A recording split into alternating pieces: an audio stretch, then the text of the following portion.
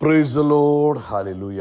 സ്തോത്രം സ്തോത്രം സ്തോത്രം സ്തോത്രം സ്തോത്രം. കർത്താവിൻ്റെ അതിപരിശുദ്ധമായ തിരുനാമം ഈ അനുഗ്രഹിക്കപ്പെട്ട പ്രഭാതത്തിൽ വാഴ്ത്തപ്പെടുമാറാകട്ടെ. പ്രിയപ്പെട്ട ദൈവമക്കളെ, നമുക്ക് ഒരുമിച്ച് 2025 ജനുവരി മാസം 23 വ്യാഴാഴ്ച പ്രഭാതത്തിൽ കർത്താവിനെ ആരാധിക്കുവാനും കർത്താവിനെ സ്തുതിക്കുവാനും നമ്മുടെ സ്വർഗീയ പിതാവ് നമുക്ക് ഒരുക്കി തന്നിരിക്കുന്ന നല്ല സമയത്തിനായിട്ട് നമുക്ക് നന്ദിയോടെ സ്തോത്രം ചെയ്യാം. കൈകളൊക്കെ ഒന്ന് ഉയർത്തിപ്പിടിച്ചിട്ട് അല്പസമയം കർത്താവിന് സ്തോത്രം പറഞ്ഞേ. Hallelujah, hallelujah, hallelujah. നന്ദിയോടെ സ്തോത്രം, നന്ദിയോടെ സ്തോത്രം, സ്തോത്രം സ്തോത്രം സ്തോത്രം സ്തോത്രം. ഈ പ്രഭാതം കർത്താവ് നമുക്ക് ദാനമായി തന്ന അല്ലേ. അപ്പോൾ കഴിഞ്ഞ പകൽക്കാലം കർത്താവ് നടത്തി ഓർത്തൊന്ന് സ്തോത്രം പറഞ്ഞാലോ. ഒന്ന് ഓർത്ത് നോക്കി, എത്ര അത്ഭുതകരമായിട്ടാണ് നമ്മളെ കർത്താവ് നടത്തിയത്. നമ്മൾ വിചാരിക്കും ഈസി ആയിട്ട് അങ്ങ് പോയി. നോ, എന്തെല്ലാം കെണികൾ ശത്രു ഒരുക്കി വെച്ചിരുന്നു, എന്തെല്ലാം പ്ലാനുകൾ ഉണ്ടാക്കി. എന്നാൽ അതിൻ്റെ നടുവിലൂടെ അവൻ ഒരനർത്ഥം നമുക്ക് ഭവിക്കാതെ, ഒരു ബാധ നമ്മുടെ കൂടാരത്തിൽ കയറാതെ, കർത്താവ് തൻ്റെ ദൂതന്മാരെ കൽപ്പിച്ചാക്കി നമ്മുടെ കാൽ കല്ലിൽ തട്ടിപ്പോകാൻ അനുവദിക്കാതെ കഴിഞ്ഞ പകൽക്കാലം നമ്മളെ സൂക്ഷിച്ച ദൈവത്തിൻ്റെ വിശ്വസ്തതയെ ഓർക്കുമ്പോൾ അവൻ നന്ദിയുള്ളവർ മാത്രം ആ കൈകൾ ഉയർത്തി കർത്താവിനൊന്ന് സ്തോത്രം പറഞ്ഞേ. സ്തോത്രം സ്തോത്രം സ്തോത്രം സ്തോത്രം സ്തോത്രം സ്തോത്രം. രാത്രികാലം കർത്താവിൻ്റെ ചിറകിൻ്റെ മറവിൽ നമ്മളെ മറച്ചു സ്വസ്ഥമായി ഉറങ്ങുവാൻ കർത്താവ് സഹായിച്ചു അല്ലേ. ദൈവത്തിൻ്റെ കൃപയെന്നല്ലാതെ എന്നാ പറയാനുള്ളത്? സ്വസ്ഥമായി ഉറങ്ങുവാൻ കർത്താവ് സഹായിച്ചു. ഞാൻ കിടന്നുറങ്ങി, കർത്താവാണ് എന്നെ ഉറക്കിയത് എന്ന് പറയാൻ പറ്റുന്നവർ ആ കൈകളെ ഉയർത്തിയിട്ട് കർത്താവിന് സ്തോത്രം പറഞ്ഞേ. സ്തോത്രം സ്തോത്രം സ്തോത്രം സ്തോത്രം സ്തോത്രം സ്തോത്രം സ്തോത്രം. ഈ പ്രഭാതത്തിൽ ആരോഗ്യത്തോടെ സൗഖ്യത്തോടെ നമ്മളെ ഉണർത്തിയ ദൈവത്തിൻ്റെ വിശ്വസ്തതയ്ക്കായിട്ട് നമുക്ക് കർത്താവിന് സ്തോത്രം ചെയ്യാം. ആമേൻ, ഹല്ലേലൂയ. ഞാൻ ഉണർന്നത് ദൈവത്തിൻ്റെ കൃപയാണ്. ഞാൻ എഴുന്നേറ്റത് കർത്താവിൻ്റെ കൃപയാണ്. ഞാൻ എഴുന്നേറ്റ് നടക്കുന്നത്, എഴുന്നേറ്റ് കൈ ഉയർത്തുന്നത്, ആരോഗ്യത്തോടിരിക്കുന്നത് ദൈവകൃപയാണെന്ന് ബോധ്യമുള്ളവർ കൈകളെ ഉയർത്തി കർത്താവിന് സ്തോത്രം പറഞ്ഞാട്ടെ. സ്തോത്രം സ്തോത്രം സ്തോത്രം സ്തോത്രം സ്തോത്രം സ്തോത്രം സ്തോത്രം. ഈ പകലിനെ വിശ്വാസ കണ്ണാൽ കണ്ടുകൊണ്ട് ഒരു അനുഗ്രഹിക്കപ്പെട്ട പകൽക്കാലം കർത്താവ് നമുക്ക് തന്നിരിക്കുക. ആമേൻ. ആൽഫയും ഒമേഗയുമായവൻ ഈ പകൽക്കാലം ഓൾറെഡി കണ്ടു കഴിഞ്ഞു. നമുക്ക് ആമേൻ നമ്മുടെ ആവശ്യങ്ങളെല്ലാം നിറവേറ്റി തന്നു. അത്ഭുതകരമായി അതിശയമായി ഇന്ന് നടത്തുന്ന കർത്താവിന് കരം ഉയർത്തിയിട്ട് കർത്താവിനോട് പറ, സ്തോത്രം സ്തോത്രം സ്തോത്രം സ്തോത്രം സ്തോത്രം സ്തോത്രം. കർത്താവേ, ഞങ്ങളങ്ങേ ആരാധിക്കുന്നു, ഞങ്ങളങ്ങേ സ്തുതിക്കുന്നു, ഞങ്ങളങ്ങേക്ക് നന്ദി പറയുന്നു. ഞങ്ങളോടുള്ള അങ്ങയുടെ ദയക്കായിട്ട് സ്തോത്രം, ഞങ്ങളോടുള്ള കരുണയ്ക്കായിട്ട് സ്തോത്രം, വിശ്വസ്തതയ്ക്കായിട്ട് സ്തോത്രം. ഒരുമിച്ച് പ്രഖ്യാപിച്ചാട്ട് ഇത് സന്തോഷത്തിൻ്റെയും അനുഗ്രഹത്തിൻ്റെയും പകൽക്കാലമാണെന്ന്. ആമേൻ. 7-ാം സങ്കീർത്തനം 10-ാം വാക്യം പറഞ്ഞു, എൻ്റെ പരിച ദൈവത്തിൻ്റെ പക്കലാകുന്നു, കർത്താവ് ഹൃദയപരമാർത്ഥികളെ രക്ഷിക്കുന്നു. 17-ാമത്തെ വാക്യം, ഞാൻ യഹോവയായ കർത്താവിനെ നീതിക്ക് തക്കവണ്ണം സ്തുതിക്കും, അത്യുന്നതനായ യഹോവയുടെ നാമത്തിന് സ്തോത്രം പാടും. നമുക്ക് ഒരുമിച്ച് പ്രാർത്ഥിക്കാം. അപ്പോൾ ഞങ്ങൾ യേശുക്രിസ്തുവിൻ്റെ നാമത്തിൽ അങ്ങേക്ക് നന്ദി പറയുന്നു, അങ്ങയെ സ്തുതിക്കുന്നു, അങ്ങയെ ആരാധിക്കുന്നു. ഞങ്ങൾ ഒരുമിച്ച് അങ്ങയുടെ സന്നിധിയിലേക്ക് അടുത്തു വരിക. ഈ പ്രഭാതത്തിൽ ഈ ശബ്ദം കേൾക്കുന്ന എല്ലാവരും യേശുക്രിസ്തുവിൻ്റെ നാമത്തിൽ ഞങ്ങൾ ബ്ലസ് ചെയ്ത് പ്രാർത്ഥിക്കുന്നു. ഓരോരുത്തരുടെ ആവശ്യങ്ങളിൽ ദൈവത്തിൻ്റെ കൃപയാവരിക്കണം. രോഗികളായിരിക്കുന്നവർ ഇപ്പോൾ യേശുവിൻ്റെ അധികാരമുള്ള നാമത്തിൽ സൗഖ്യമാകട്ടെ. ആമേൻ. എല്ലാ രോഗശക്തികളും വിട്ടുപോട്ടെ. ഞാൻ വിശ്വാസത്തോടെ നിങ്ങളോട് പറയുക, നിങ്ങൾ രോഗികളായി എന്തെങ്കിലും ഭാരത്താൽ ഇരിക്കുന്നവരാണെങ്കിൽ നിങ്ങളുടെ കൈ ആ രോഗമുള്ള ഭാഗത്തേക്ക് വെച്ചാണ്. എത്ര മാരകമായ രോഗമാണെങ്കിലും, എത്ര ചെറിയ രോഗമാണെങ്കിലും, നിങ്ങൾ അല്പം വിശ്വാസം യേശുവിലുണ്ടെങ്കിൽ നിങ്ങളുടെ കൈ വെച്ചാൽ നമുക്ക് ഒരുമിച്ച് പ്രാർത്ഥിക്കാം. വേദോസ്തത്തിൽ പറയുന്നു, നിങ്ങൾ എൻ്റെ നാമത്തിൽ കൈവെക്കുമ്പോൾ രോഗികൾ സൗഖ്യമാകും. അപ്പം നിങ്ങളുടെ ശരീരത്തിൽ രോഗമായ ഭാഗത്തേക്ക് ആമേൻ നിങ്ങളുടെ കൈവച്ചാട്ടെ നമുക്ക് ഒരുമിച്ച് പ്രാർത്ഥിക്കാം. കൈവെക്കാൻ പറ്റാത്ത സാഹചര്യമാണെങ്കിൽ തലയിലോട്ട് കൈവെക്കാം, നമ്മൾ ഒരുമിച്ച് പ്രാർത്ഥിക്കാം. അല്ലെങ്കിൽ നെഞ്ചത്തോട്ട് കൈവെക്കാം. പക്ഷെ നിങ്ങൾ വിശ്വാസത്താൽ കർത്താവിൻ്റെ കൈ നിങ്ങളുടെ രോഗമുള്ള ഭാഗത്തിരിക്കുന്നത് കാണണം. നമുക്ക് ഒരുമിച്ച് പ്രാർത്ഥിക്കാം. പിതാവേ, നസ്രനായ യേശുവിൻ നാമത്തിൽ ആ കൈവച്ചിരിക്കുന്നത് ദൈവശക്തി വ്യാപരിക്കട്ടെ. യേശു ക്രിസ്തുവിൻ്റെ നാമത്തിൽ ഇപ്പോൾ സൗഖ്യമാകട്ടെ, ഇപ്പോൾ തന്നെ സൗഖ്യമാകട്ടെ. പൂർണ്ണ ആരോഗ്യത്തിലേക്ക്, പൂർണ്ണ സ്വസ്ഥതയിലേക്ക്, പൂർണ്ണ സൗഖ്യത്തിലേക്ക് തൻ്റെ കുഞ്ഞുങ്ങൾ വന്നിരിക്കുന്നതിനായിട്ട് സ്തോത്രം. അവൻ എത്ര മാരകമായ രോഗങ്ങളാണെങ്കിലും യേശു ക്രിസ്തുവിൻ നാമത്തിൽ ഇപ്പോൾ സൗഖ്യമാകട്ടെ. ആരോഗ്യത്തോടെ ദീർഘായുസ്സോടുകൂടെ ഇരിക്കട്ടെ. അവൻ രോഗം അവൻ തകർത്ത് കളയും, മരിക്കുമെന്നൊക്കെ പറഞ്ഞിരിക്കുന്ന കേസുകൾ ഇപ്പോൾ യേശുവിൻ്റെ നാമത്തിൽ സൗഖ്യമാകട്ടെ. ആരോഗ്യത്തോടെ ദീർഘായുസ്സോടെ ഇരിക്കട്ടെ. കർത്താവ് പൂർണ്ണ സ്വസ്ഥത കൊടുത്തതിന് സ്തോത്രം. അതുപോലെ ജോലിയില്ലാത്തവർക്ക് വേണ്ടി പ്രാർത്ഥിക്കുന്നു. സാമ്പത്തിക ഞെരുക്കത്തിലൂടെ പോകുന്നവർക്ക് വേണ്ടി പ്രാർത്ഥിക്കുന്നു. കർത്താവ് വഴികൾ തുറന്നു കൊടുക്കണമെന്ന് പ്രാർത്ഥിക്കുന്നു. അതുപോലെ കർത്താവെ, സമാധാനമില്ലാതെ സ്വസ്ഥതയില്ലാതിരിക്കുന്നവർക്ക് വേണ്ടി പ്രാർത്ഥിക്കുന്നു. കർത്താവെ, ആമേൻ, അവരെ ഞങ്ങൾ അനുഗ്രഹിക്കുന്നു. അവരുടെ ജീവിതത്തിൽ വലിയ മാറ്റങ്ങൾ കൊടുക്കണം. സ്വപ്നങ്ങളിലൂടെ ആമേൻ ഭയം ഉണ്ടാകുന്ന, സ്വപ്നങ്ങൾ കണ്ട് ഭയപ്പെടുന്ന അല്ലെങ്കിൽ ദുർസ്വപ്നങ്ങൾ കാണുന്നവർക്ക് വേണ്ടി പ്രാർത്ഥിക്കുന്നു. ഇന്ന് രാത്രി യേശുവിൻ്റെ നാമത്തിൽ ആ സോഴ്സുകളെ ഞങ്ങൾ അടയ്ക്കുന്നു.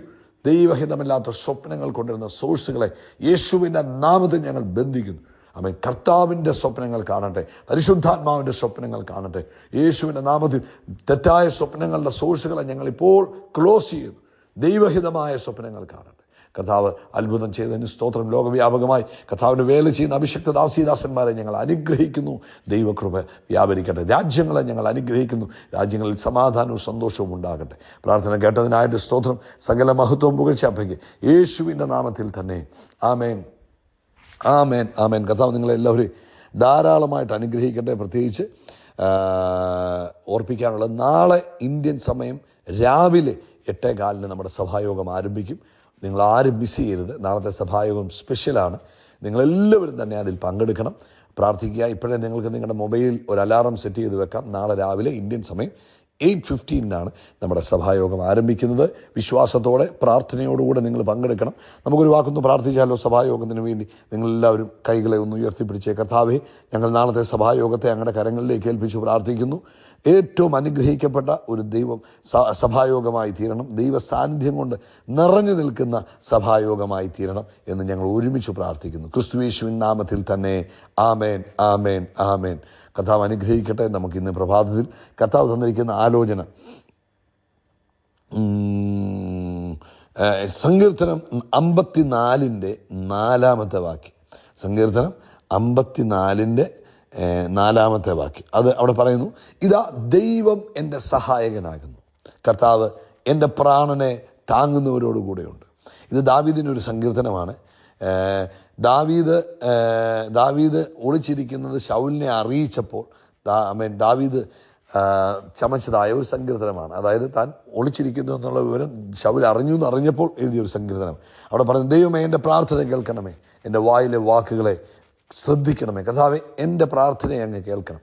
അത് മാത്രം പോരാ, എൻ്റെ വായിലെ വാക്കുകളെ കർത്താവെ അങ്ങ് ശ്രദ്ധിക്കണം. അന്യജാതിക്കാരനെ എതിർത്തിരിക്കുന്നു, കോരന്മാർ എനിക്ക് ജീവഹാനി വരുത്തുവാൻ നോക്കുന്നു, അവർ ദൈവത്തെ തങ്ങളുടെ മുമ്പാകെ വെച്ചിട്ടുമില്ല. എല്ലാം പ്രതികൂലമായിട്ട് നിൽക്കുന്നതായ ഒരു സാഹചര്യത്തിൽ സങ്കീർത്തനക്കാരൻ പ്രാർത്ഥിക്കുന്നു.